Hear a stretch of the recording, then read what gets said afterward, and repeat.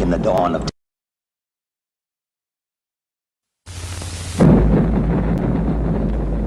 Back in the dawn of time, a strange traveler came from outer space and plunged beneath the sea.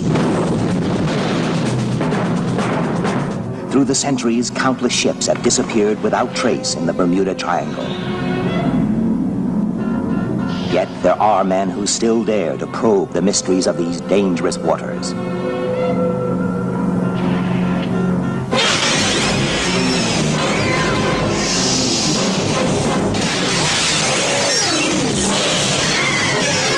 The discovery of a fantastic hidden metropolis under the ocean leads to spectacular action and thrilling adventure in Warlords of Atlantis.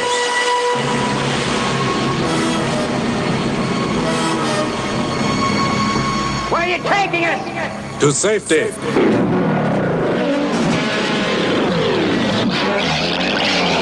Starring Doug McClure, Peter Gilmore, with guest stars Sid Charisse and Daniel Massey. We'll not find it on any map, but you know its name. Atlantis. They defy an underwater world of tyranny and terror. From our dying planet, we journeyed across space. We brought our cities, our power and ambition. We are a master race. Can you help us get out of here? We're damned, mister. There's no escape. Let your mind join with us in the greatness of our quest. Serving the power of Atlantis. The power of Atlantis. Atlantis.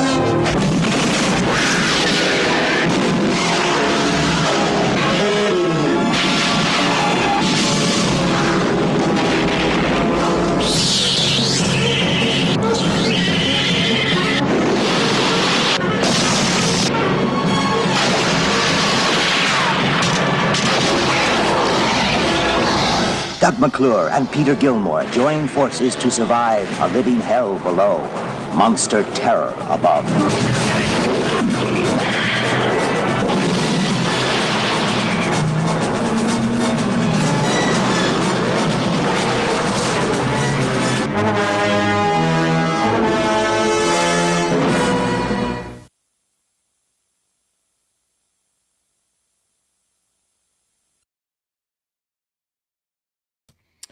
There we go. And there we go. Right. Hey up, it's Steve from the Old Yorkshire Geek. Welcome to Magnificent Mondays. Number 34. I've got to check. I can never remember. Number 34. This is the show. I never really describe what the show is. Where we just look at my favourite films. So that's what we're doing.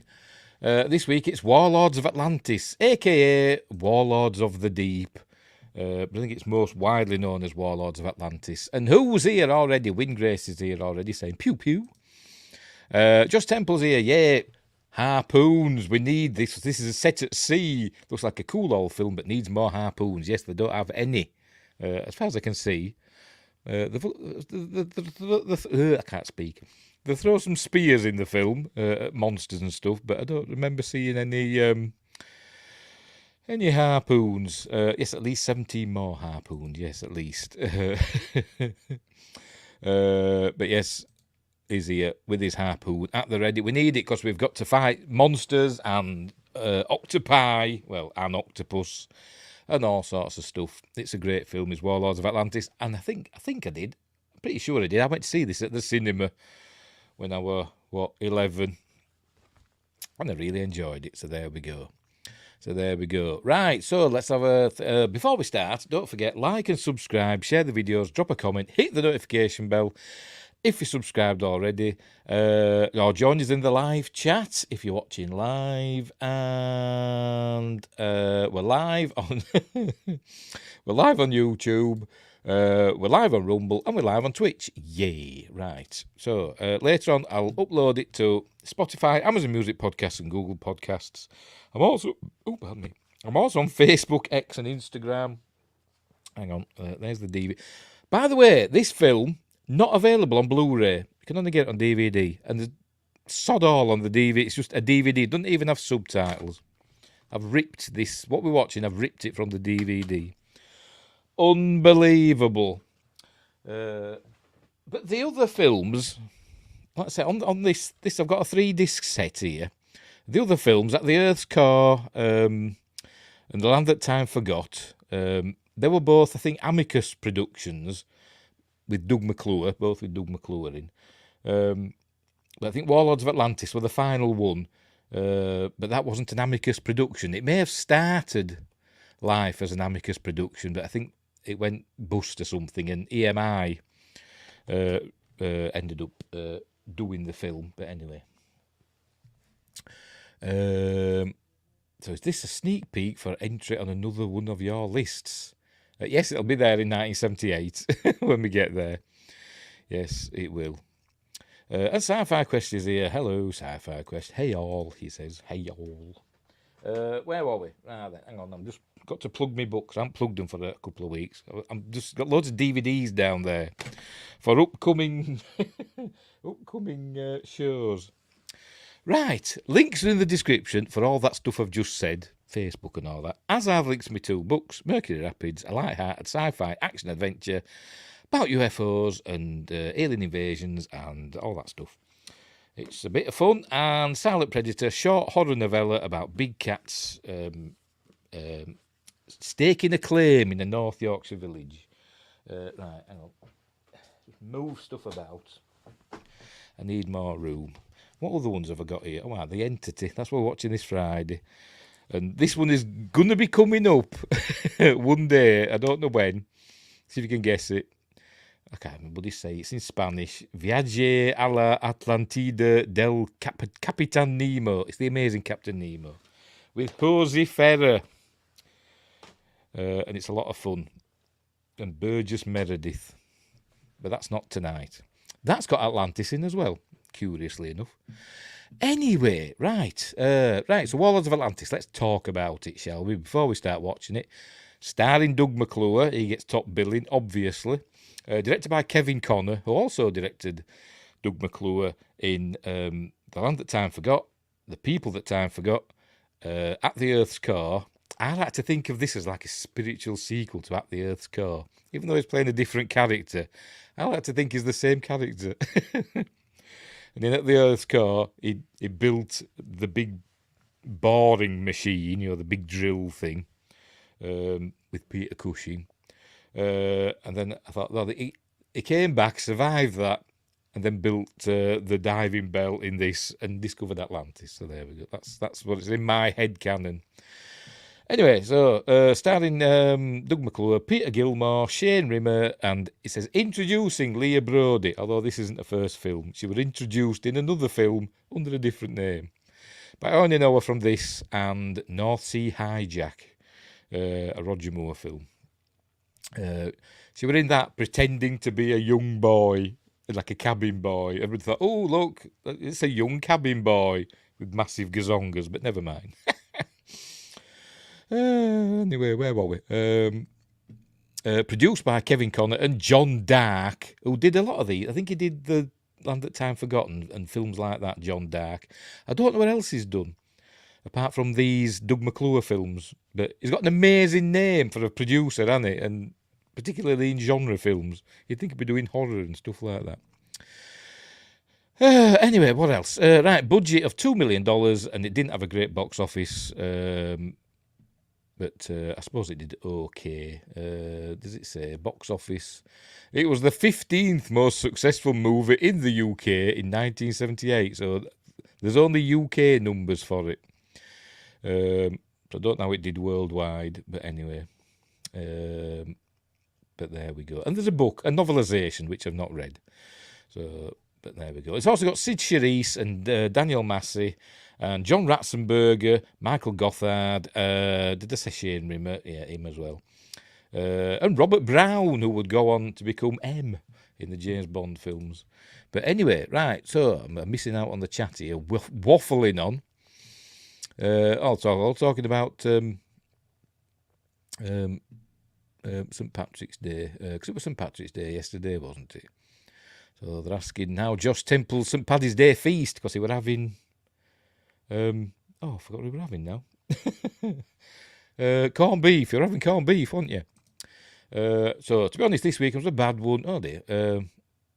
Good was good, but a friend needed help working on vehicles, and I helped out, but really hurt myself in the process. So I'm home resting and not at work. Oh, dear. That's what happens when you help people. You get injured. And but anyway, it's always nice to help people, even if it doesn't help you. Anyway, right. Anywho, right. So let's get on with this film, shall we? Before I start waffling about other things. Right. Make myself teachy tiny. I don't have to get rid of my banner today because there's no subtitles to worry about. I did find a subtitle track online in English, but it said it had been translated from Arabic. So I'll give it a go. It wasn't very good, and I thought I'm not going in and changing it all. It'd take too long. So with no subtitles. Right, so off we go. Spladosh, we're off. We're off and running. Hang on, let me full screen this baby. There we go. There we see The Earth. So apologies, it's a DVD rip, so it won't be of the highest quality. I'm sorry, but it's not available on Blu-ray. Why isn't this film out on Blu-ray? I find that baffling. I think At the Earth's Core and I think the Amicus films, I think they're out on Blu-ray. At the Earth's Core, Land That Time Forgot, etc. But this one isn't. Is this because this is an EMI film and the rights are tied up and it's a different production company and all that? I don't know. Anyway, so we're off. Right, we go. A John Dark, Kevin Connor production. Kevin Connor, like I said, he did these 3 Doug McClure films. He also directed one of my favourite of the Amicus portmanteau films, anthology films, From Beyond the Grave.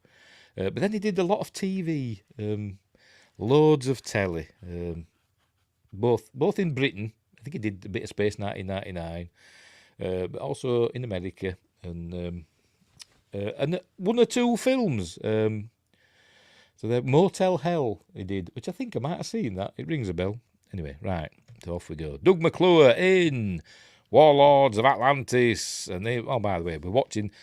They're in there, these Warlords of Atlantis. It's not a comet or an asteroid, it's some sort of spacecraft. But here they come. Heading towards Earth in time immemorial. There we go, and introducing Leah Brody. And here we see there's some cavemen, because when they arrived, humans were still, living in caves and primitive and all that jazz. Right, so, by the way, these are some of the other cast. Hal Gillily, is that how you pronounce it? I don't know. He plays one of the crew of the Texas Rose. He's kind of like a poor man's Ernest Borgnine. John Ratzenberger, everybody knows John Ratzenberger. Derry Power, who kind of reminds me of Rich Evans from Red Letter Media. Donald Bissett plays the Professor. Ashley Knight plays the Cabin Boy. And I said Robert Brown. He plays Captain Briggs of the Mary Celeste. So there we go. Yes, the font. Wingray says, I like the font. It's got a name, hasn't it? I'm sure it's out there, and I might even have it. But anyway, I think it's quite a famous font. Anyway, there we go. Sid Charisse, remember the actress and dancer who famously had her legs insured for $1 million, but I think she's past her prime in this.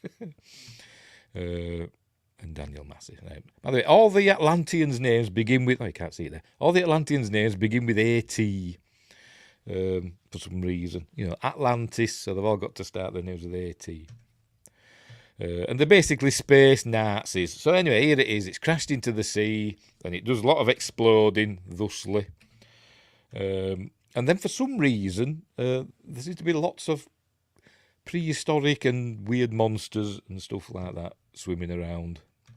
Don't know why, it doesn't say. Right, so here we get a glimpse of the city. Is this inside that I'll call it an asteroid. Is it inside that? It's landed, basically. It's not crashed, it's landed then, hasn't it? It hasn't been destroyed. Anyway, so here we're seeing these Atlantean designs, which we're going to see shortly as we're getting through the credits. Right, so off we go. We're in the essentially we're in the Bermuda Triangle aboard the Texas Rose. Probably somewhere like the Sargasso Sea, because the sea is really calm. Is it the Sargasso Sea that's known to be really calm? It might be. Loads of seaweed in it as well, isn't there? Anyway, pardon me. So here we are. It's supposed to be set. I think I read a plot thing for it, plot description. It said that the early 20th century. But we meet Captain Briggs of the Mary Celeste later. Spoilers. And that the famous ship that was found abandoned, and that happened in 1872. And he said he'd been where he is for about 20 years. So unless he's losing track of time, I don't know. So it must be like the 1890s, the mid-1890s. So it's not quite the 20th century. Right, so here we go. Right, oh, there's John Ratzenberger for you. I think that's young Sandy going up the rigging. There's Shane Rimmer. Shane Rimmer! The best voice ever. Scott Tracy from Thunderbirds, amongst others, with his cat. He's the captain. And then we see that's the diving bell that's going to take them to Atlantis. Designed and built, of course, by Doug McClure, who we're going to meet in a minute. There we go, the Atkins Submersible Observatory, Boston. Oh, there we go, 1896. There we go. I'd never noticed that before. I wasn't paying any attention. So it's set in 1896. Or shortly after. And there's Doug McClure.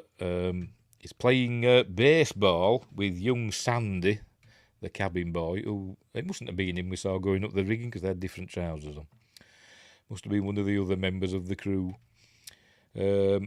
And here's Peter Gilmore, there we go, as Atkin, Charles Atkin. Friend and, pain in the bum for Doug McClure's character. I forgot the name of his character. Greg Collinson, there we go. Oh, God, what am I like?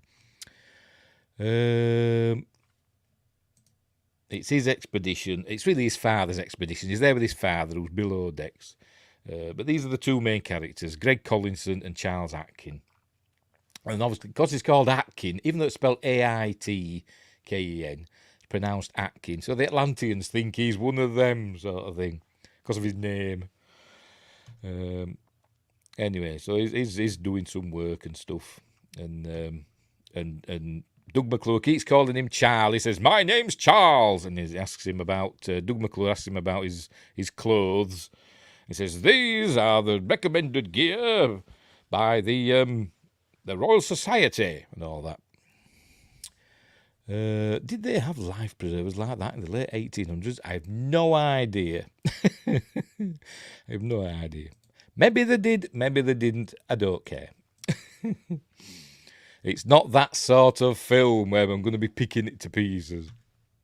So there we go. So a little bit of banter between them. They're great friends. Apparently they've been friends, since childhood. It's not really mentioned, but we learn that his dad has known Greg Collinson, all of his life, sort of thing. So I think they've grown up essentially together, even though Charles is British and Greg's American.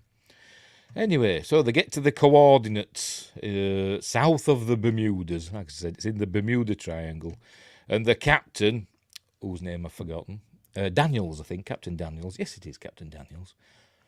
What he called that in The Spy Who Loved Me? Just let me check. I bet it wasn't. I bet it wasn't.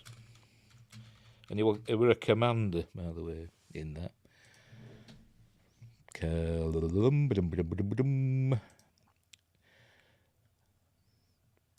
Shane Rimmer, where are you? Oh no, Commander Carter. Whatever.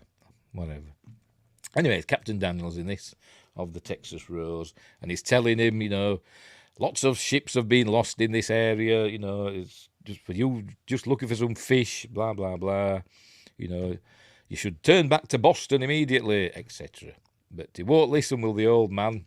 And he's saying, you've got to do what's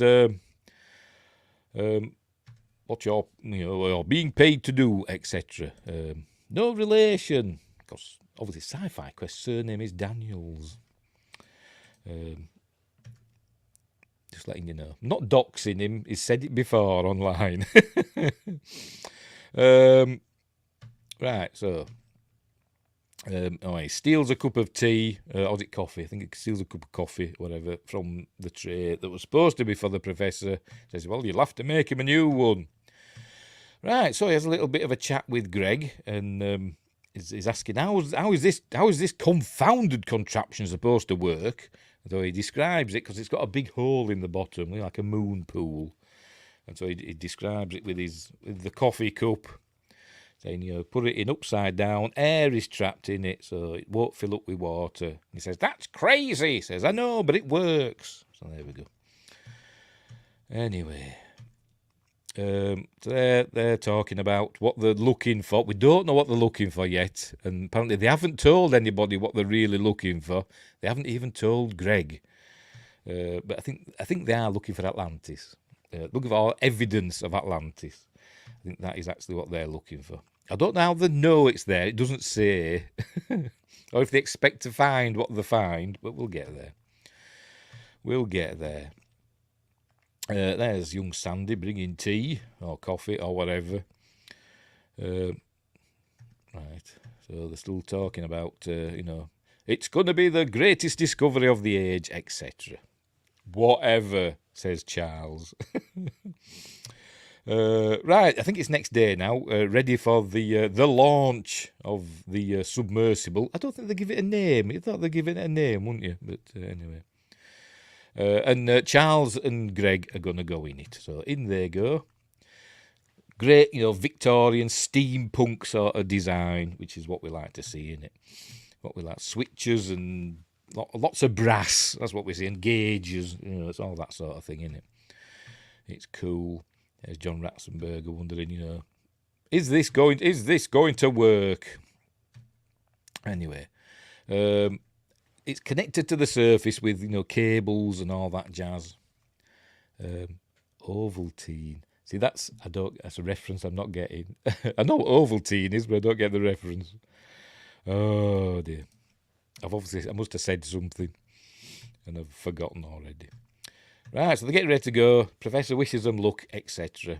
So off they go. They winch it over, over the side of the ship, with some nice blue screen work, especially through the pool at the bottom. I love Ovaltine. I didn't eat for years. I've had generic malted drinks and stuff, but I'm not sure if I've ever had actual Ovaltine. Anyway. Oh, you said bring in tea or coffee. Oh, all right, I provide another option. Yes, coffee, tea, hot chocolate, Ribena, Ovaltine. Where were we? Oh, yes, the winching the diving bell over. There's Hal Gillily, as I said, the poor man's Ernest Borgnine. I bet he was top of the list for this character, but they didn't get him. He's been in other stuff, and I can't remember what. I looked him up. What's the other thing he's been in? Superman 2 he were in, so there we go. That's what he's been in. Right, so over the go. Did he? Oh, they're connected, as I said, they're connected with cables and wires and stuff, and they're in radio, well, not radio contact, but in telecommunications with the surface through the electronic telephone, or it should be electric telephonic device or something like that. I don't know. It's the Victorian era. So down it goes. They've got a fella up in there, this Derry Power. I said, looks like Rich Evans from Red Letter Media. I think he's working the oxygen pump. So down they go. And there you go. Down it goes. Cool model work. No CG in this. No stop motion monsters either, unfortunately, but the monsters are pretty good when we get to them. There we go. I like this as well, that we're going to see in a minute when it goes down a bit deeper. We start getting the swirly effect in the water, and he sticks his foot in it. Have I missed it? And I don't know if it's deliberate or what, but anyway, down it goes. Down it goes. Oh, there we go. That's that swirly effect. I don't know if that were accidental or if they give it a stir before they said action or what. I don't know. But he sticks his foot in it. So did Doug McClure just notice it and thought, well, stick my foot in that? And don't know. But he did. Right, so where they're at 40 fathoms, which is nearly 500 feet down, isn't it? Because a fathom is 6 foot, isn't it? Is it? I think it is. Hang on, let me check. Fathom.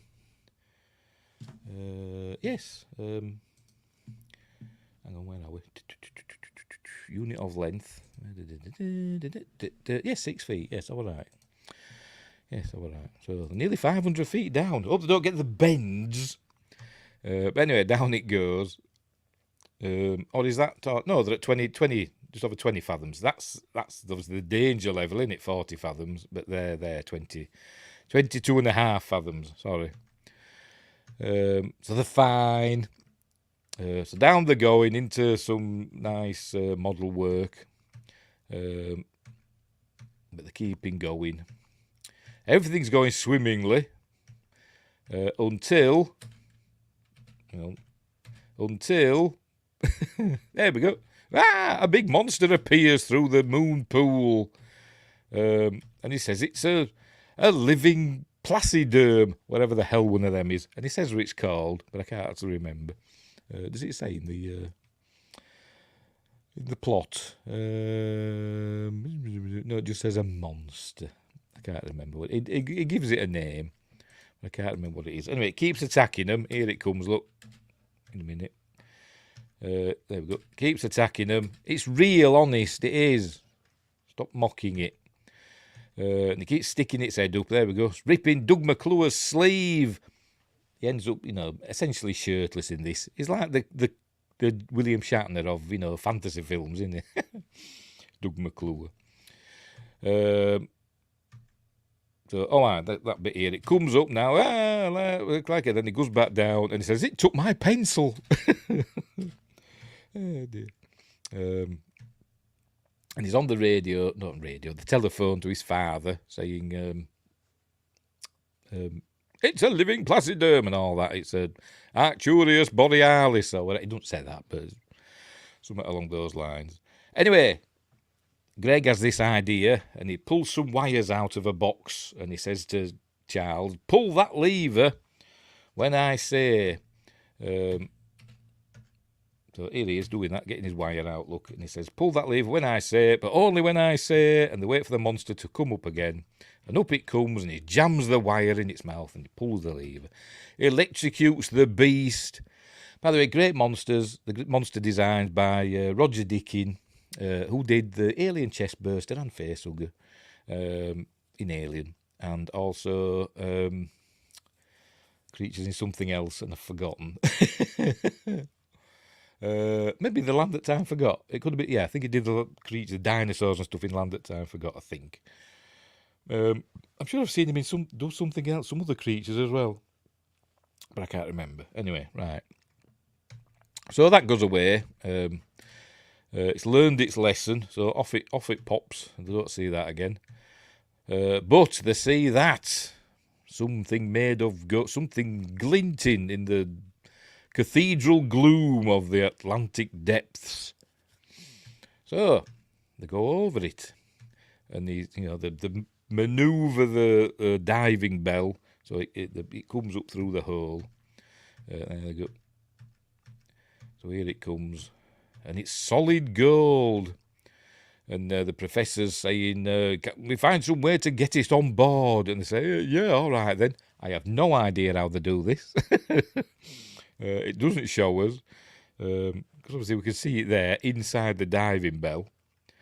But next time we see it, it's all roped up and being hoisted aboard the ship. How did I don't know. Maybe he swam outside with a rope and tied it round. I don't know. But anyway, so this is like an outer marker for Atlantis, apparently. Made of solid gold. There we go. And now they're hoisting it aboard. They don't tell us how they managed that, but never mind. They just did. Now all the crew can see what this is made of. Obviously the professor's thinking, oh, this is an archaeological relic of, unimaginable importance. The monetary value is secondary. But obviously the crew are like, ka-ching! That's what they're like. So they start plotting immediately. So they're all, ah. And the captain's saying, oh, what you brought that on board for? You said you were looking for fish and you knew you were up to something. Every man on the ship knows what that godforsaken thing's made of. He says, I can't tell you what the crew will do. And he says, crew discipline is your responsibility, Captain. But anyway, so they have another argument. So he storms out. They're wondering what's going on because they're out. They haven't heard from the surface. Bloody pirates! Aye. They haven't heard from the surface for a while, so they're wondering what's going on. And they try and contact the surface. And this device here, can you see my mouse pointer? Is it there? I don't know. Is it there? Whatever. If you can see me mouse, yes, it's there. This is what the radio, whatever is attached, the telephone's attached to, and it's got a bell on it. And there's the bell there, and it rings, obviously, bring, bring, sort of thing, when they want to talk to him. And so to shut it up, there you go. He puts the moped on it to shut it up, so they can't hear it. So they're still not answering. They're wondering what's going on. And then he cuts the I forgot his bloody name already. Grogan, the Hal Galili character, Grogan.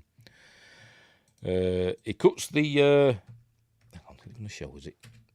He cuts the cables. There you go. It's his axe and cuts the cables because he's super strong. So they're disconnected now. The safety backups and stuff in the diving bell, so they don't die. Yes, Grogu. Oh dear. There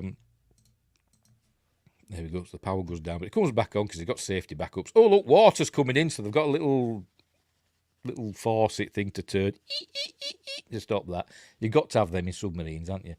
You know that little red thing that you've got to turn that stops the water coming in.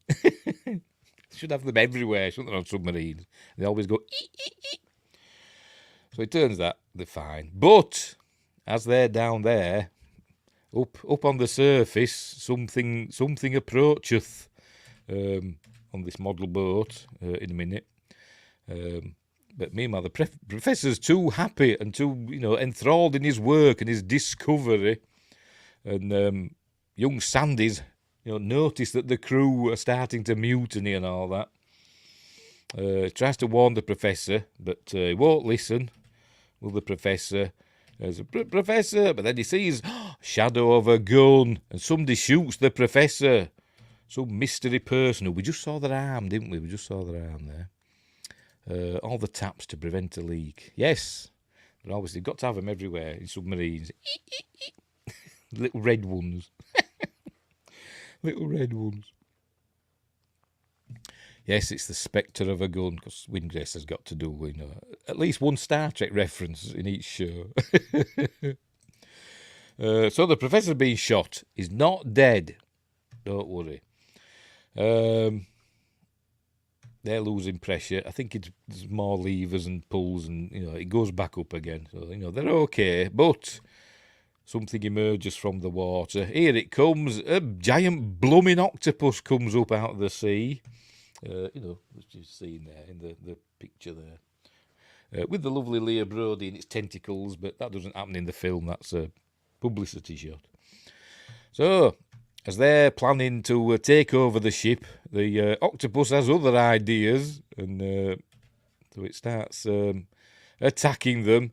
And then we notice the captain's got a gun. He starts shooting at it. We've just seen the shadow of a gun, or the spectre even. And now we see that the captain's got one. But, make of that what you will.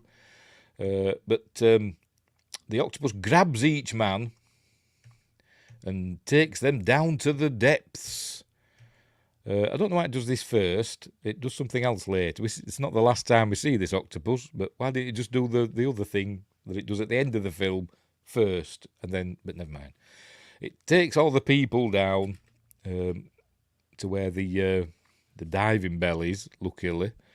And they're looking, they say, oh, look, there's a bloody great octopus with the crew in its tentacles. And somehow they're not drowning as it's taking them down, but maybe it's a magical octopus and creates a bubble of water, a bubble of air around them. I don't know.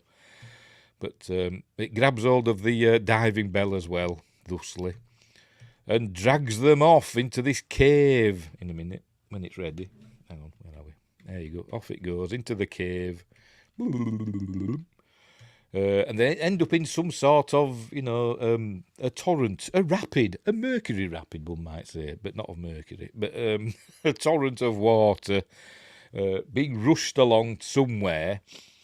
And then they say, oh, we're going up. But then they look at the gauges and it says no, they're going down according to the gauges, which doesn't make a huge amount of sense. That's what he's saying. See, they're going past 40 fathoms.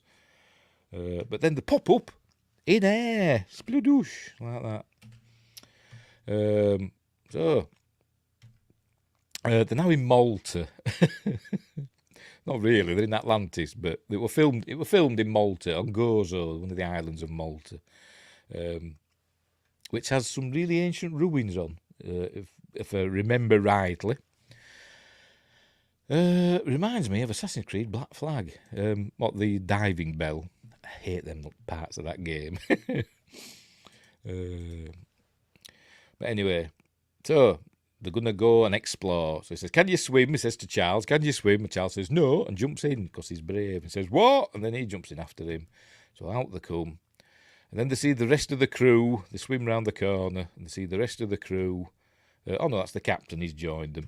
And see the rest of the crew on like a beach. There they are, look. They decide not to talk about that they were trying to mutiny and all that. But, let's just keep stum for the time being. So they're all being all nice and pally. And they talk about that it was the octopus that caused the cables to come, to separate. So they're blaming the octopus for everything that they've done. Anyway, then they hear a voice, and then we see there he is, Michael Gothard. Is it Gothard or Gothard? I don't know how you pronounce it. Hang on, where are we? Malta, much like Ovaltine. Yes, it's a malted drink. Oh dear. I've got a friend that I think I don't know if he was born in Malta or like he's of Maltese origin, but now he lives partly in Greece now. Used to work with him. Never been there. I'm not the only one who hates that part of the game. Then no, me. Assassin's Creed Black Flag we're on about. The diving bell bits, I don't like them. I only do the ones that you have to do, to progress the game. Anyway, here's Michael Gothard as, I can't remember, Atmir, I think his name is. Yes, Atmir. And this thing is standing in. It looks like some carved thing. It doesn't look new, does it? Obviously, they haven't just carved it out for the film. And as I said, Malta, and, it's islands, Gozo and all that, have some really super ancient, ruins and stuff, temples and all that may date back like 10,000 years, a really long time, comparable in age with places like Göbekli Tepe in Turkey and places like that, thousands of years before, the dawn of civilization. And I wonder if this is something done by, at that time, I don't know, that they just decided to utilise for this film. I don't know. But it looks to be like stonework there, doesn't there? It doesn't look natural. It looks built, doesn't it? I don't know. I have no idea. But it doesn't look like a set. It's obviously somewhere in Malta. Anyway, he calls out to him, I am Atmir. And then says, welcome to wherever. He doesn't say we're in Atlantis yet. But says, go with the Guardians. These men come out of the water. Here they are. These are the Guardians. These come out of the water. And says, they are here for your protection. Follow them and you'll be taken to safety. So off they go. Toddle off with the Guardians. They decide to play ball for the time being. Meanwhile, on the ship, young Sandy's looking after the Professor, who's a bit delirious, and he does a movie title drop. Hang on, where's me link? So I'm gonna have to unmute it for a bit because he says the name of the. Oh, what have I done? I've done something. There we go. He says the name of the film. Don't mute it. We found the source. It was cursed, like the great tombs. Reject the graven image. Reject the graven image. But he's going to say the title of the film in a minute. The mask of evil. The statue, sir? Dark, occult gods. Warlords of Atlantis. He said it! Oh dear. He said the title of the film. Double feature this film.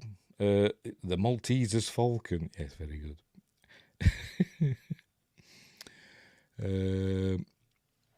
I thought I'd unmute. I thought I'd mute that again. There we go. Right, so he's talking about Warlords of Atlantis. Oh, Joshua Knapke's here. Sorry, I'm tardy.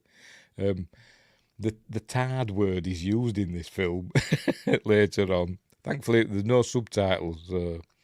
And Sid Charisse says it. But anyway. But not about being tardy, about the other word. Anyway, nice map painting there of some, caverns and stuff, a cavernous interior. And I'm guessing this is somewhere in Malta as well. Could be. I don't know. But they've been taken. Am I right? There we go. Another outer boundary. And we learned that there's 7 cities in Atlantis. And the 2 of them, the outer 2, have been lost to the sea. And now they're going to the 5th city. They call it, so I can't remember what they call it. Does it say in the plot thing on Wikipedia? Have a look. Where are we?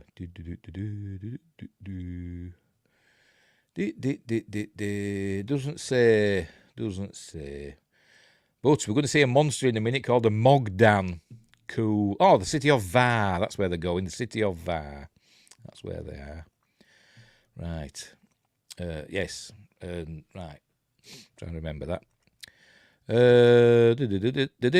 Right. So this is where they're told that they're in Atlantis, and obviously Charles knows all about Atlantis. Greg says, "Oh, that's just a myth, a legend," and Charles says, what happened to going to Var, the 5th city, and there were originally 7 or something like that. The outer 2 have been lost to the ocean, and he said, the Greeks said there were 9 cities to Atlantis, and Atmir says Plato didn't know everything. So, and then Charles says, you know of our history? And he says, we know more than you know, which we're going to get to later on in the film. As I said, space Nazis, that's what they are. Right, so off they go to the city of Var. I don't actually know, is that right? All these different cities, I know there were the Atlantis, the city of Atlantis, but I don't know about these other names, if they're accurate or not, I don't know. Oh, pardon me. Anywho, by the way, I've got to mention, and seeing as I'm monetised now, hopefully I still am, if you see if you want to drop me some dosh to keep the lights on, or the, StreamYard subscription going, it would be much appreciated. Sorry, I've got to grift. Anyway, right, so they go to the city of Var. Right, here we go. All right, but first, they're going to get attacked by a Mogdan, I think, as they go over this swampy area. Here it comes, there's a Mogdan. Cool. Great monster by Roger Dickens. There we go. Obviously a hand puppet monster, but who cares? It's a great monster. I don't think it attacks. Well, it comes up and scares them, but I don't think it attacks them. It sinks back into the depths. There we go. And spits up loads of oily water. So they continue on through past another matte painting, and then another. And then they end up in the city. I don't know where. This is obviously somewhere in Malta, but I don't know where. It looks like one of the temples, one of the Maltese temples, probably on Gozo. As I said, these are thousands of years old, older than Stonehenge, older than the pyramids. You know, could be up to 10,000 years old, some have said. But it's obviously filmed in one of those. But they're having a breather before they get to the city proper. And they're talking about how they can fight the way out. They haven't even got there yet. They're talking about how they can fight the way out. Anyway, so they carry on. Meanwhile, Sandy's still wondering what to do. He's on the ship by himself with the ailing professor. Anyway, they get to this big gate and a huge wall. That was like a matte painting as well. Is it? It might not be, actually, because there's a fella there, isn't there? There was one there and all. Look. So that might actually be real. I don't know. Anyway. So in they go. And they see lots of people working, rolling barrels, etc., and working on things. And they describe it being like an anthill. You know, everybody's got a function. And we see lots of bad wigs and stuff like that. And people of all races and clothes from different time periods and all stuff like that. And there's Robert Brown, who plays Captain Briggs of the Mary Celeste, we learn. He will go on to become M in the James Bond films from For Your Eyes Only, I think. He previously played Captain Hargreaves. Not Captain, Admiral. I think it's Admiral Hargreaves. In the James Bond films, who would end up being M after the previous M passed away. I forgot his bloody name now. The actor. Bernard something or other. Anyway, right, where were we? Right, so they're in this town. There we go. Case of a bad wig there. I mean, terrible, that, isn't it? Is it David St. Hubbins from Spinal Tap? Oh dear. That'll be me in like 10 years. Yeah. And there's is that I forgot his name. Aidan. The actor Aidan. I can't remember his bloody name. Just let me check. I know what film he's in. Just give me a minute.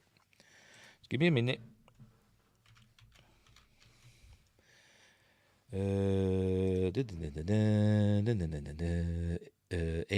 that what I'm thinking of? Aidan Quinn. Is that Aidan Quinn? Let me look up Aidan Quinn. No, it's not Aidan Quinn. It might be. Yes, it might be. Yes, I'm thinking of him, obviously being younger. Is that Aidan Quinn? I don't know. In a very early role. Don't know. Looks like him. Could be wrong. Probably not. Anyway, right. Where were we? Let's make sure we're still going. Yep. Right. Oh, for Pete's sake. So they're all being eyed suspiciously by the locals. But then we get his first glimpse of Leah Brody as... I forgot the name of a character. Oh, God. What is it? Delphine, that's it. Let me check, just make sure. Yes, Delphine. Well, I think was the name of the werewolf nurse woman in American Werewolf in Paris. I think she was called Delphine as well. Could be wrong. Tried to Google, and all I got was Aidan Ford. Don't know. I'm thinking of Aidan... I forgot already. What did I say? Aidan Holmes. He was in Stakeout. He's quite a famous actor. No, Aidan Quinn. He was in Stakeout. Let's see if I can find some pictures of him. Images. Of him as a young man. There he is. As a young man. And I'll... just bear with me. I'll drag it over. Hang on. Let me open this in a new... open image in new tab. There we go. It's probably not him, but he just looked like him. There he is. Hang on, there you go. Can you see that? There we go. That's Aidan Quinn. And that fella looked just like him. To me, anyway. I don't know if it is him or not. Shall we go back? Let's go back and see if we can see him again.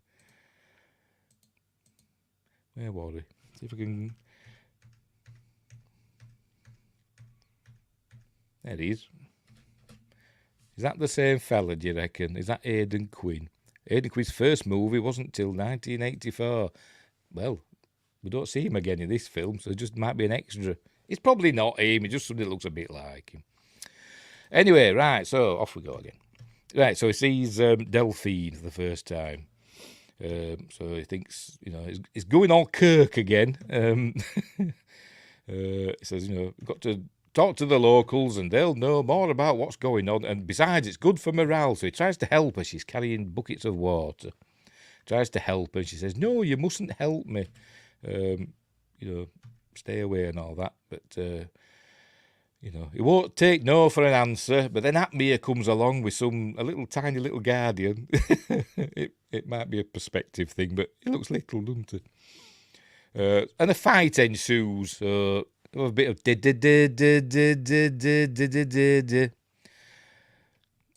yeah, okay, it's probably not him. It's probably not him. It just looks like him to me. Right. So they have a fight. Charles takes his glasses off and joins in. So he's not against a bit. He won't. He'll do a bit of fisticuffs. Marquis of Queensberry rules and all that. So they're fighting away. It's a bit like in Flash Gordon, with the football fight sort of thing. So they're all fighting away. Then the others decide to join in, but they don't get very far before they're outnumbered and they surrender. They're taken away. They're taken to prison cells, apart from Charles, and they're taking him to the city of Chinqua, which I think is the first city. But in the meantime, they're putting the rest of them in a prison cell. And what are you putting us in here for? And he says, you'll be safe or whatever. And they're taking Atkin to Chinqua. And here we are. And this is where we meet Sid Charisse. She meets Atkin there, Charles. There's Atmir. And then it says, my name is Atkin. He says, oh, Atkin, you have a superior name. It doesn't tell them it's spelled A-I-T-K-N, but never mind. So she tells him, she's going to tell him, she does lots of exposition about how they came from the Red Planet and all that. The planet was doomed. They left and came to Earth. In ages past. And now the elites of Atlantis live in comfort in the main city. Living lives of luxury. With their mad UFO moon base wigs on. Anyway. Meanwhile... Delphine's bringing food to our heroes, but she can't help them, so she goes off. And meanwhile, I forgot a bloody name. Atsil, there we go. Atsil, Sid Charisse, Atsil. She's showing him that the Atlanteans can make themselves levitate. They've got great mind powers, and they're going to use those mind powers to basically influence man and our history, and influence man and guide history the way they want it to go. So they are remnants of the Empire, Atat Walkers, Seam on brand. Actually, there's a bit later, coming later on, that I think, in my headcanon, influenced a scene in Star Wars, but in an animated Star Wars thing. You'll know when we get to it. They wear wigs because they're Therns. What's a Thern? I don't know what a Thern is. Anyway, so she's telling him all about how they use their mind powers. Then she does another bit of exposition telling how they arrived and shows him in some sort of hologram, or is it in his mind? Don't know. But showing him what happened and how they came from their dying planet. blah, blah, blah. And then she says, they're from Mars. She says, we came from the red planet. The red planet? And she went, yes, Mars. So they must have called it Mars as well. And she takes them into this room. It's got a door, but then, oh, for God's sake. If you stand in a certain place, there she goes, stands over there in the light, and the door disappears. I'll just put a handle on it. Never mind. Thurns from John Carter of Mars. All right. Yes, I get you now. Yes, Barsoom. Yes. Mind powers are no match for mind bullets. As we'll see later on. Well, we don't really, but never mind. Right, so this is where this meeting Atraxon, Daniel Massey, who's the leader of the Atlanteans. So they're now they're going to try and talk him into joining them because he has the superior mind. Meanwhile, Captain Briggs comes to talk to our group of plucky heroes. This is where we learn that he's Captain Briggs of the Mary Celeste, and he's been there for 20 years-ish. She's his daughter.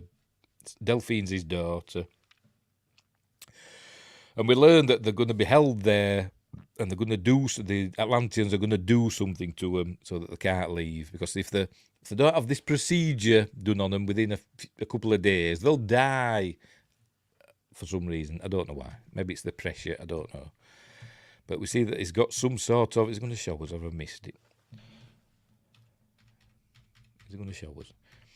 They're going to show him what procedure they do. Come on, show us. They're going to show us. Stop looking at it. There we go. We see that got a little gill behind his ear.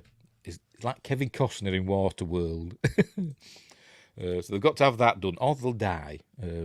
So they've got to escape before that is done to them, or before they die, and before that's done to them. Because if that's done, they can't leave. They've got to stay there forever. Once that's done to them. Anyway, so this is where they're going all space Nazi now, saying now they're going to create a military future, a military state that's going to rule the world. And so they're going to show him. They're going to stick a crystal helmet on him and show him in a minute.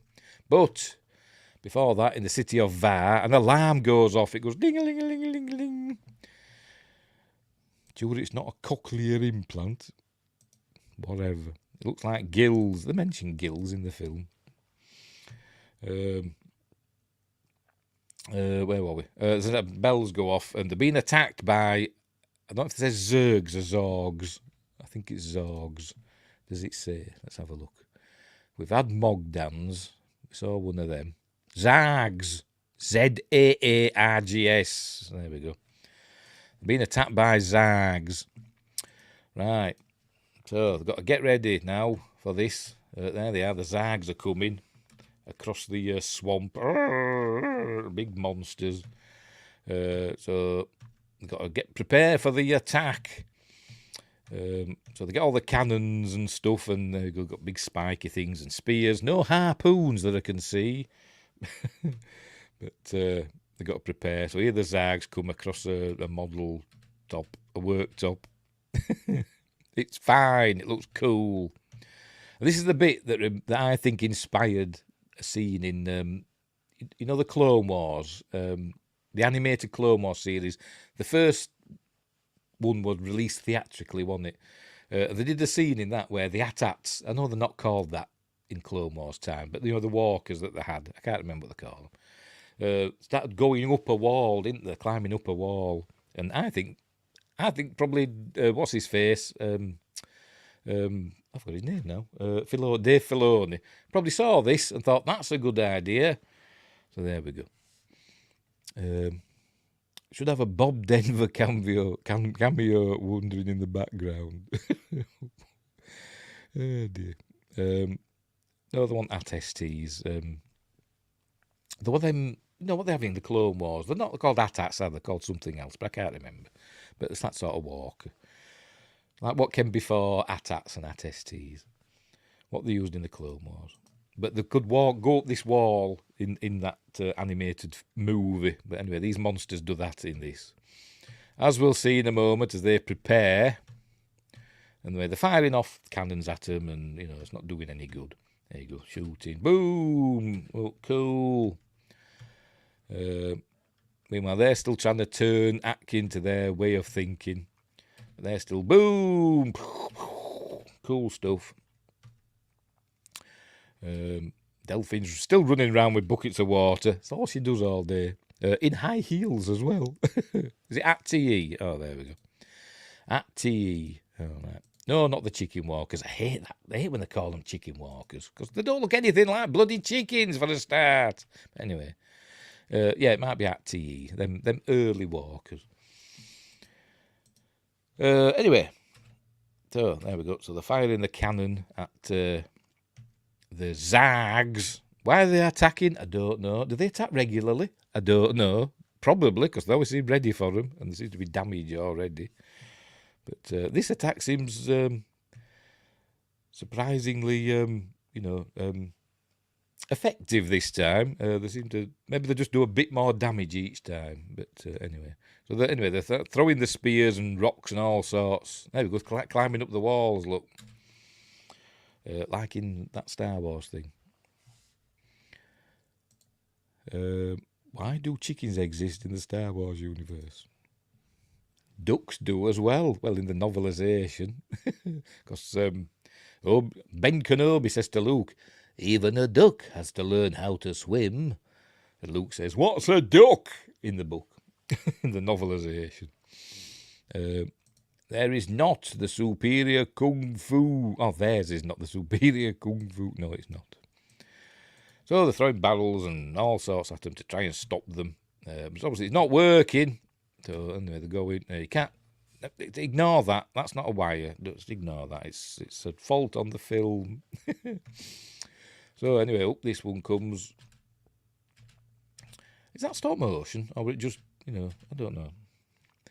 So they're fighting away. This is where Captain Briggs cops for it. There he is. It's got him. They're getting got by a big rubber hand claw. But Delphine just happens to be there to see it, screaming. And then we see, look, his little legs, look. You can see his little legs. Look, it takes him away. So obviously the men just went for one. They just wanted to eat one person. So look, his little legs are still kicking, look. Is it taking him away? Poor Captain Briggs. Anyway, so that one's going, because it's got something to eat. But there's still another one coming, and that burst through there, just into the prison cell, where our heroes happen to be. There it is, look. I think it looks fine, I do. But, they fight it off. And Delphine comes and lets them out. She must have got the key from somewhere, maybe, I don't know. But she's going to let them out and she's not got nothing to live for anymore because her father's dead. I don't know what's happened to her mother, don't know. But anyway. So they're going to get out. But he says, where's Charles? He calls him Charlie. Where's Charlie? He says, they've taken him to Chinqua, the first city. And... well, isn't that convenient? Yes, it is. And they're all saying, leave him, we've got to get out of here, leave Charles. And he said, I can't leave Charles. And, they're trying to say, well, Charles, we're turning against you. He didn't tell you about all this Atlantis stuff and the gold and all that. He says, well, that's between me and Charles. So if you want to go, but I'm going for him. So, but they say, but we need you to operate the diving bell to get back. I don't know how they'll get back in the diving bell. I don't know, but they do. So they've got to go with him. And they're going to get there through essentially the sewage pipes that lead up to the first city. So he says, can you, Mr. Grogan, can you bend those pipes? And he goes, you just watch me, because he thinks he's Ernest Borgnine in... the Poseidon Adventure. Anyway, so off he goes. So he bends those pipes and they go. But Rich Evans from Red Letter Media, he waits behind along with John Ratzenberger. But now they're going to stick this helmet on Charles and show him the future, or the future they intend to create. In a minute. they get on with it. Meanwhile, they're heading for the... it can't be very far, can it? But anyway. Here we go. Here's the... Oh, pardon me. Here's the helmet they're putting on him. In a minute, let me have a drinky.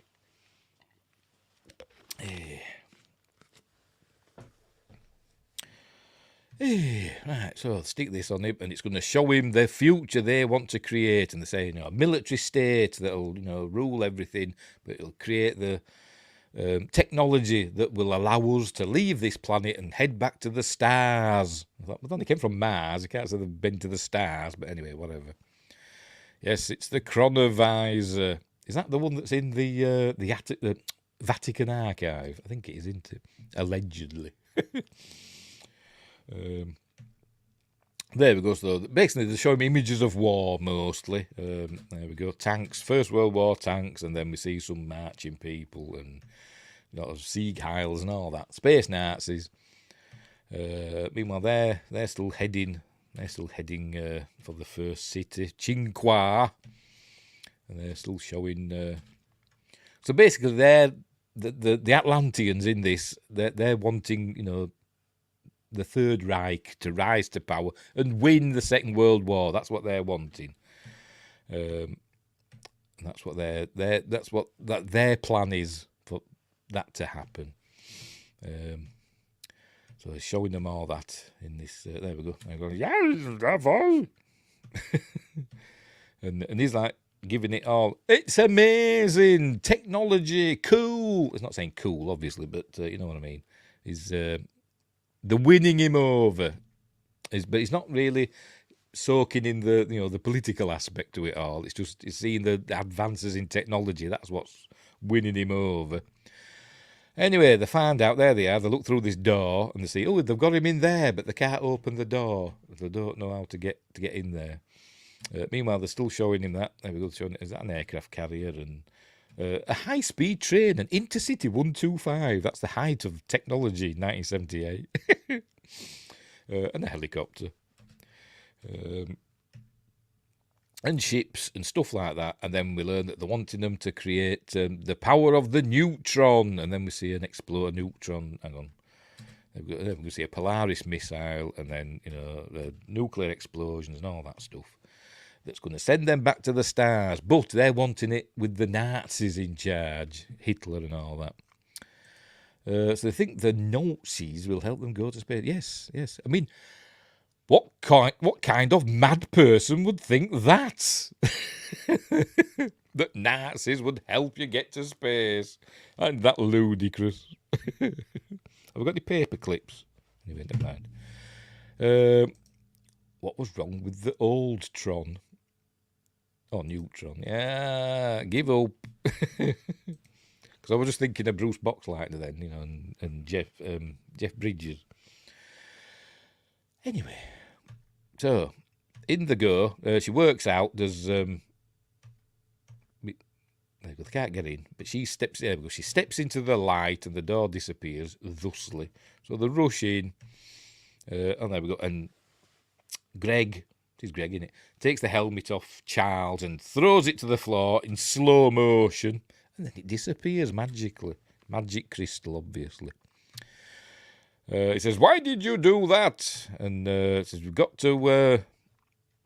getting out of here, Charles." And he says, "No, I've got to stay." So he knocks him out like that, and fireman carries him off.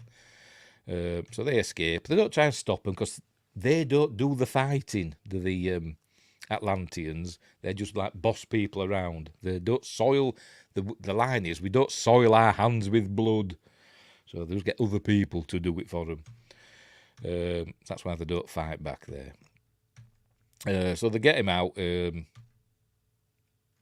here's Charles saying, they showed me the future, and it was amazing. And Greg's saying, it sounds like they convinced you. And he says, but it doesn't have to happen that way. He says, it was amazing, but it was also terrifying, sort of thing. He says, but it doesn't have to be that way. It can be another way. But as we learn, it is another way, thankfully, sort of.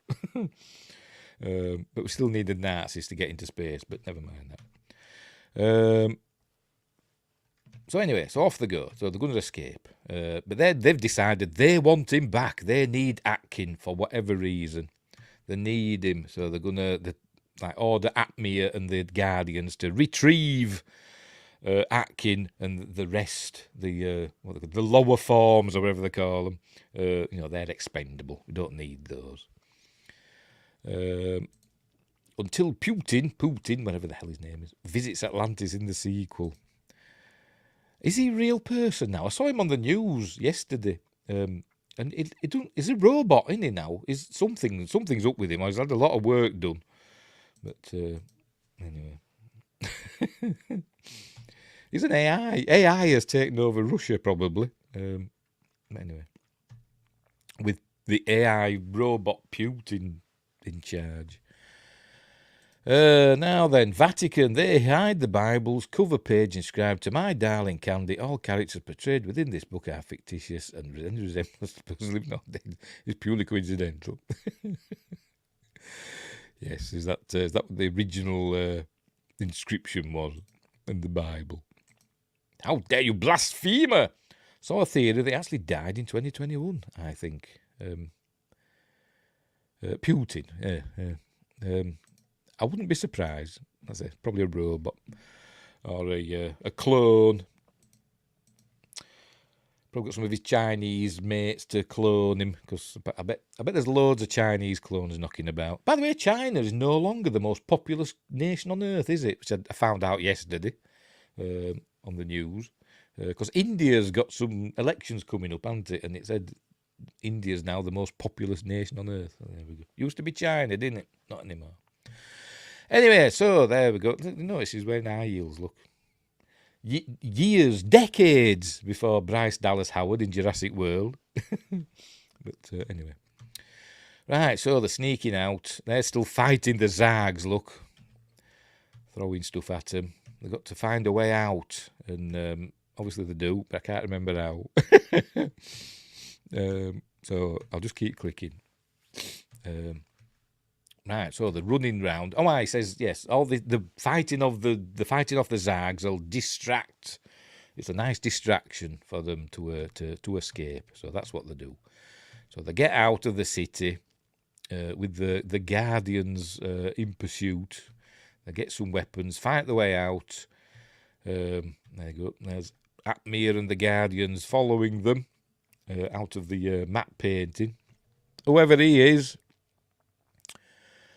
Did they all move from China then? No, just had more babies than China did. In fact, a lot of good their population does them, since the vast majority are sub-poverty level. Pretty much. And working in call centres.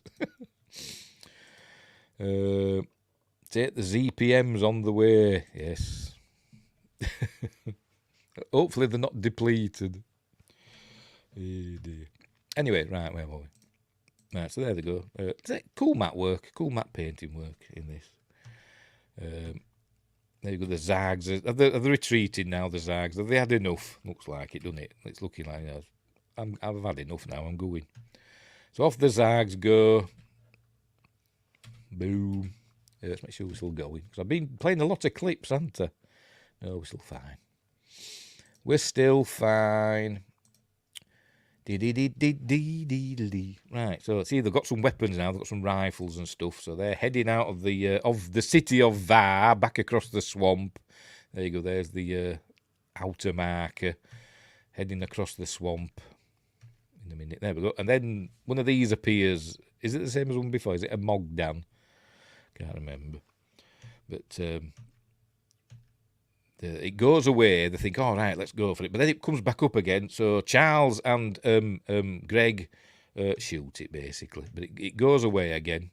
There you go. It goes back down. So I think, right, let's make a run for it. But then it comes back up again. But Rich Evans falls because he's an idiot. There we go. I don't know. What's the name of the character? Derek Jacko, played by Derry Power. Looks like the same one. Yeah, I think it's a Mogdan. China and Japan have been having trouble getting people to reproduce. But China's had that one-child policy thing, hasn't it, for donkey's years, hasn't it? Has it still got that? I don't know. 1 child per family or per couple to get their population under control. And Japanese people just live forever anyway, don't they? They live to like 155 or whatever. So they don't need kids. Did you hear that Dartmoor Prison, said Sci-Fi Quest, had uranium discovered in the stone walls? They had to move 300 inmates as a result. If it were uranium and not, it could have been, what they call it, radon, maybe. It could have been uranium, I don't know. But, cause I know there's a lot of, down that way, there's a lot of radon in the soil. And is it a gas, radon? I can't remember. It's radioactive, isn't it? Hence the name. But, yeah, cool. Well, not cool, but whatever. They're only prisoners. And now mutant ones with superpowers, probably. No, China shut that one child down a few years ago. They want more. All right, fair enough. So we're going to be in a race now, a population race with India and China. They got rid of the one-child thing. Now they're worried it will be the first time they have more old people than young people to care for them. Well, there we go. Right. Read that. I don't know. Anyway, what was I saying? Oh, Rich Evans, Derry Power, or the bloody name is, falls into the swamp, and as they're fishing him out, it picks him up. It picks up the poor Irish fella, and we see his little model legs giving it all that. Delphine screams again. By the way, she's a good screamer. Look, his poor little legs going, look, oh, look, he's not dead. His little legs are going, he's kicking. Ah, help me. Yes, unobtainium. I was describing unobtainium from the Avatar universe to Aidan, my son, yesterday. I think it was yesterday. He'd been playing that Avatar Frontiers of Pandora game, and he was asking about the floating islands and how they work, in universe. So I was trying to explain that to him. About superconductors and stuff like that. Like the Rancor. Yeah, it is a bit, isn't it? Yeah. Help me! China won't have such a large army as any child born other than the first was raised by the state and trained. Okie dokie. Anyway, so that poor Jacko's gone. So they've got to carry on. They don't mourn his loss very much, but never mind. So they carry on. I think as they're going over this area, they start getting attacked by flying, whatever the hell they are, flying fish that are attacking and biting them. And also, Grogan gets something gets hold of his leg, as we see. Don't know what that is, but some sort of lizard. Big lizards got hold of him, but they fight it off. And they get through this area more or less unscathed. But anyway, so they get out here and they can see the there you go. They can see the diving bell. So they've got to get to that. And I don't know how. Obviously, he must be able to make it submerge somehow. I don't know how, but he must be able to make it submerge. So he's going to dive in first. By the way, the Guardians have arrived. Atme and the Guardians have arrived, and the Guardians are shooting at them. No mourning for the Irishman. Some kind of social commentary. Yes, on the day after St. Patrick's Day as well.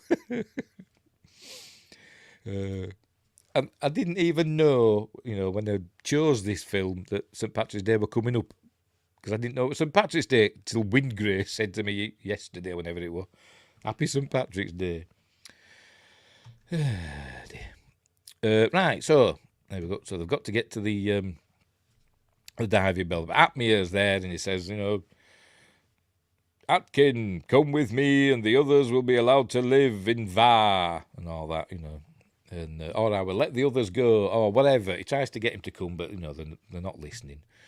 So he orders them to open fire, and they're using rifles, the Guardians, but they're also using something that's making things explode in the water. Depth charges, whatever, I don't know.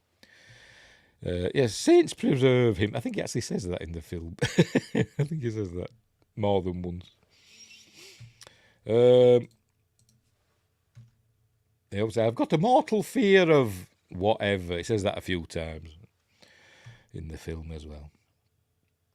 Right, so he's got to jump in the water, and he's saying goodbye to Delphine. She's saying, you know, I can't go with you because she's got the ear thing, gill.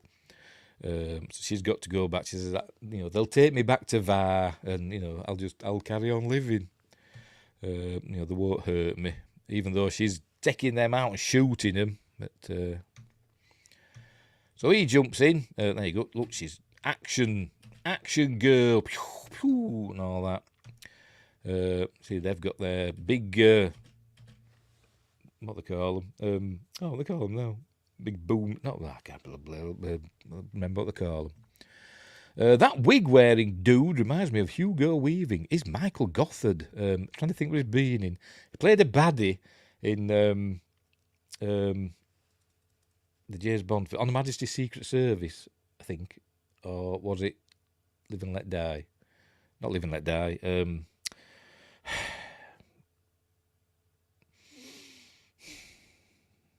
The one that came after Spy Who Loved Me.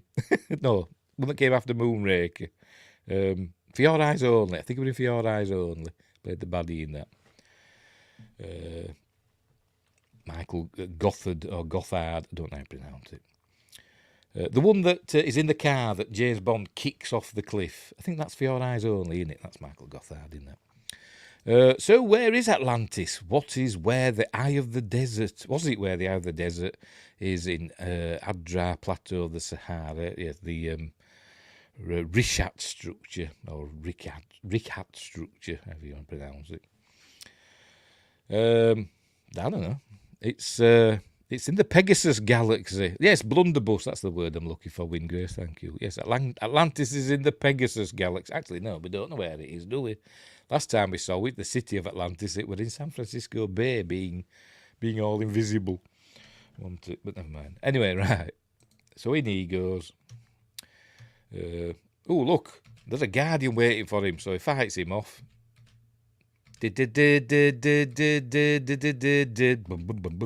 Stabs him.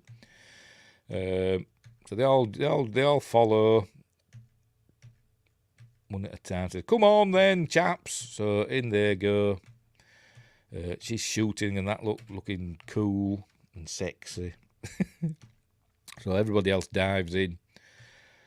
To get to the diving bell, they've still got their look. I bet there were a Wilhelm scream then. Do you reckon? Oh, this might have been before that became a popular trope. I don't know, but it might have been. I never noticed.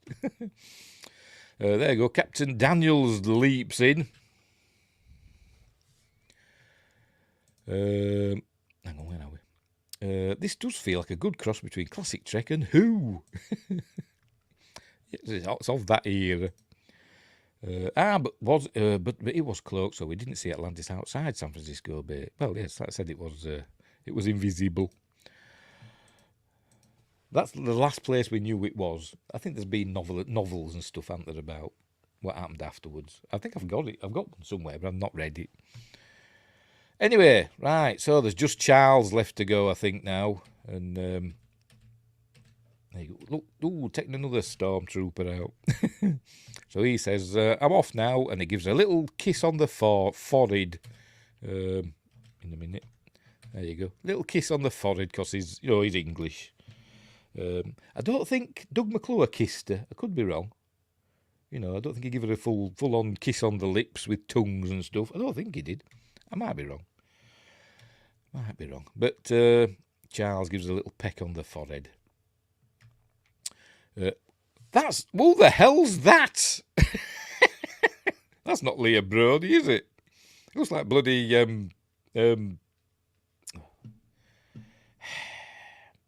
Carla.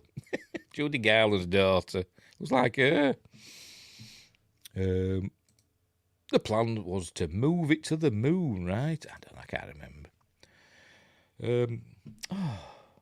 What they call Judy Garland's daughter. You know, a singer. Looks like her anyway. Obviously a stunt person. Oh, for God's sake, go. That's it, Liza Minnelli. Yes, that's what it looks like, Liza Minnelli. More than Leah Brody. Anyway, so he goes diving off. Or jumping off. So obviously Delphine will now get taken back to VAR. That's the last we see of Delphine. She'll be fine. So off they go, and there's obviously pulling levers and doing on things and tapping dials and stuff. And they head back to the vortex whirlpool thing, and I think they're fighting off more guardians. But anyway, they do end up back in the submarine tunnel, which is obviously going the other way this time, thankfully. You know, it's rushing the other way. Oh, there she is. Look. Those brave men, she's saying. So anyway, off they go with emergency lighting. Red alert. See, Doug McClure, you know, he don't have to change the bulb, does he? He's got it ready. So in he goes. So anyway, they make it back. They're going back up now. Everything's back to normal. Up they go. They're at the surface. Hurrah! 3 cheers. And they see the ships there. So off they go. Swim back to the ship. There we go. They're swimming back to the ship. That's still there. But they get on board, and there's young Sandy with his pistols. And one looks like it hasn't even got a hole in the end of it. But never mind. He took a shot at him and missed. And he says, I want aiming for you. And Doug McClure says, what the bloody hell? Oh, it has got a hole in it now. Must have just been the light. So he knows, you know, that Grogan and John Ratzenberger's character, who is called, I haven't mentioned him all through the film, have I? Just called him John Ratzenberger. Fenn. Grogan and Fenn were... he thinks they shot the professor and that they were going to take over the ship and all that. That's what he thought were going to happen. They say, oh, what? And then the captain comes over and says, come on, kid, give us the gun. He says, then get over there with them, because he does a heel turn here now. We learn that he were a baddie and he were the one that shot the professor. And he's got a comb over now. And so, you know, all the baddie crew are all together. So they bundle them down below decks. Get them out of the way. Says, this gold's ours now. Ha! I'm going to set back to port and be rich and sitting on a beach earning 20% and all that stuff. So that's what they're doing. But little do they know, Octo's back. Grogan and Fenn is a better title than the upcoming Star Wars film. Yes, it is.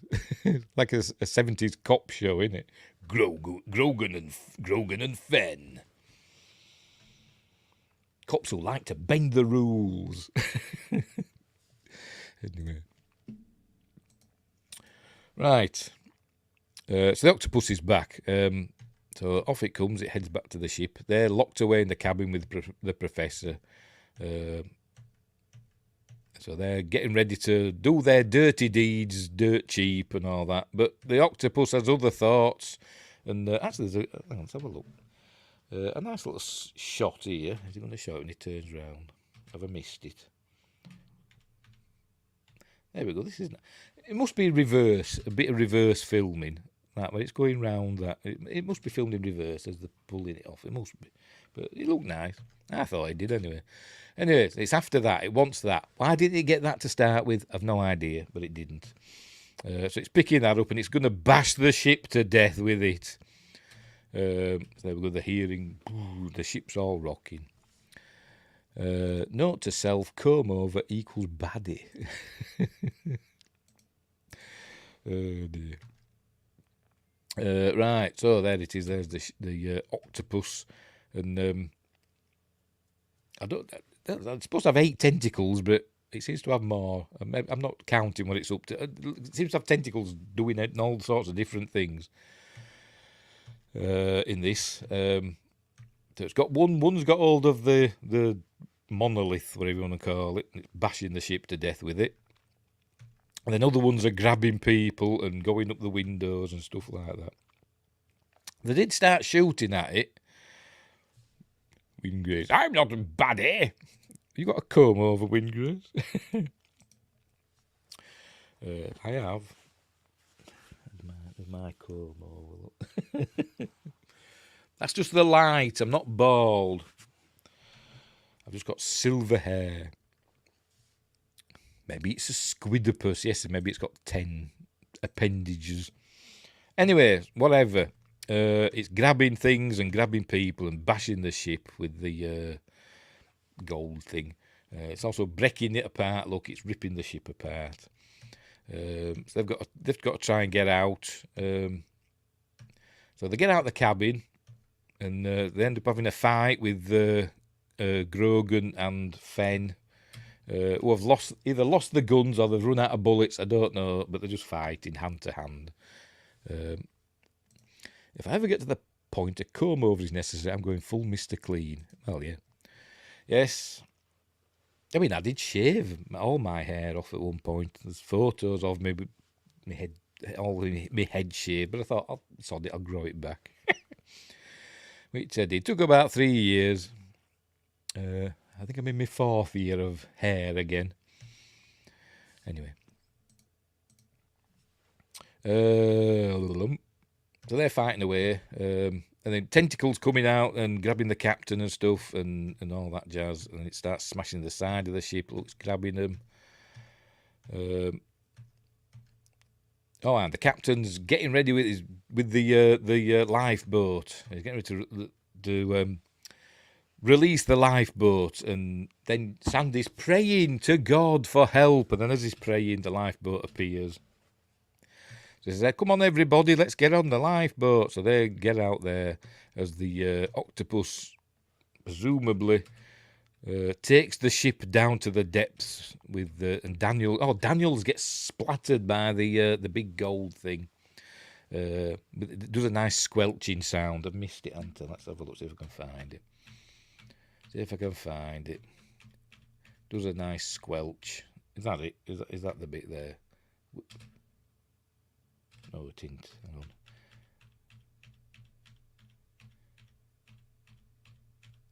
on. There we go, that might be it. I'll put the audio on. Nice squelch. That's the end of Daniels. So there we go.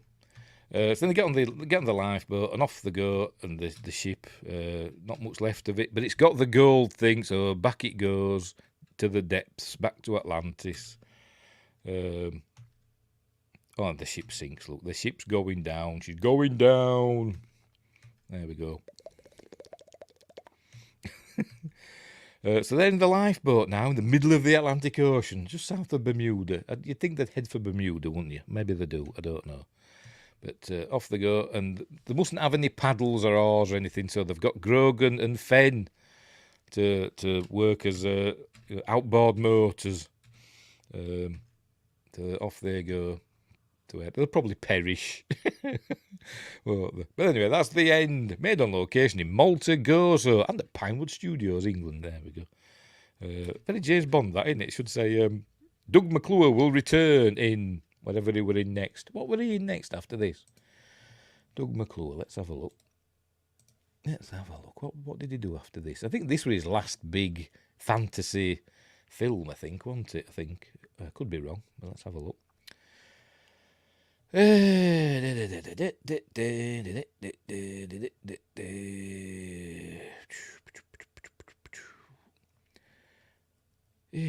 are we? On that time, forgot 74. Where is it? Well, like Warlords of Atlantis 78. No, he did Monster Humanoids from the Deep in 1980. Have I seen that? That rings a bell, does that? And then he were in Firebird 2015 AD. Never heard of that. And then did a lot of TV after that, didn't he? A lot of TV after that. So there we go. Is this where the U-boat picks them up and takes them to the land that time forgot? Could be. Dear. So there we go. So off they go, swimming across the sea. And then we get the cast list, and then I think that's it. I don't think we get anything else. No, that's it. 1978. Individual Pictures Limited. All rights reserved. So there we go. So that's the end of Warlords of Atlantis, a.k.a. Warlords of the Deep, but most widely known as Warlords of Atlantis. A great film. I think it is. I think it's amazing. As I said, I'm pretty sure I went to see it at the cinema at the time in 1978 when it went out. And I loved it then, I love it now. Great monsters, practical effects, because it's 1978. So, it's cool. I love it. Oh, cracky. Got a numb bum. Right. So I'll get rid of that. And I'll make myself big again. There we go. Right. So there we go. What's coming up next? Can't remember what day we're on. Monday. Wednesday I'll have my live news stream. I'm sure I'll be playing some more Tomb Raider 2 at some point. And I'll continue RoboCop eventually. Get rid of that. Oh, go away, Aidan Quinn. Forgot about your picture. Fun movie. It is a fun movie. I like Warlords of Atlantis. I like Land That Time Forgot. And At the Earth's Core, which I'm sure is coming up. Not in the next, my favourite movies of all the years I've been alive. Or for each year that I've been alive, whatever. But the one after. Right, so what's coming up? Friday, as I said, Friday, not that one. Where did I put it? Oh, for God's sake, where is it? Friday's appointment with Fear is The Entity. There we go. With what's her face? Barbara Hershey. I nearly said Barbara Shelley. Barbara Hershey, who gets attacked, loosely based on a true story, loosely, allegedly. She gets attacked by a paranormal entity. There you go. Not the paranormal entity of the found footage films fame, a different one. So that's coming up on Friday. Next Monday, there we go. Next Mondays, Magnificent Mondays, is Get Your Ass to Mars. Total Recall, with Arnold Schwarzenegger from 1990. Great film. Paul Verhoeven. Another film that's a lot of fun. Speaking of the core, they used unobtainium in that movie too. Yes, they do. Yes, they do, don't they? Yes, they do. Because he says something like, how much would it cost for you to do this thing? And I say, I don't know. $12 billion. And he said, will you take a check? That one in. It's good as the car. I like the car. I'll be missing The Entity. Oh, dear. You're busy. It's going out on the Razzle probably on Friday. Is Melvin. Total Recall is always fun. Yes, it is. The Arnold Schwarzenegger one, not the bloody rubbish Colin Farrell, what's the face one. I love Total Recall. Greatness. Yes, it is. Great fun. Right, so there we go. We'll leave it there. So, hang on. The core, a.k.a. Upside Down Armageddon. Pretty much. Pretty much. There we go. I think it's better than Armageddon myself. But there we go. They seem to obtain unobtainium all the time. So, not so unobtainium. No. I don't know why James Cameron used that bloody name. He could have thought of something else, but never mind. Anyway, we'll leave it there. So thanks Joshua Kanapke and Josh Temple and Rin Grace. The Council of Joshes resumes, or whatever. And thanks Sci-Fi Quest. I don't think we had anybody else, did we? I didn't notice anybody. But thanks for helping me look at Pandorium, or whatever. Yes, that'd have done. Thanks for helping me look at Warlords of Atlantis. I'm all over the place today. I don't know why, but anyway. So we'll leave it there. So I think we're all heading over to Sci-Fi Quest channel next because he's watching Star Trek 6. But I think you put Star Trek 7, The Undiscovered Country, in your title. So just do a quick edit, mate. Watching Star Trek 6, The Undiscovered Country, over on the Sci-Fi Quest channel. So there we go. That's what's next up for me. So we'll leave it there. So thanks for watching. Wherever you are, look after each other. And until next time, I'll say the... Where's my thingy? There.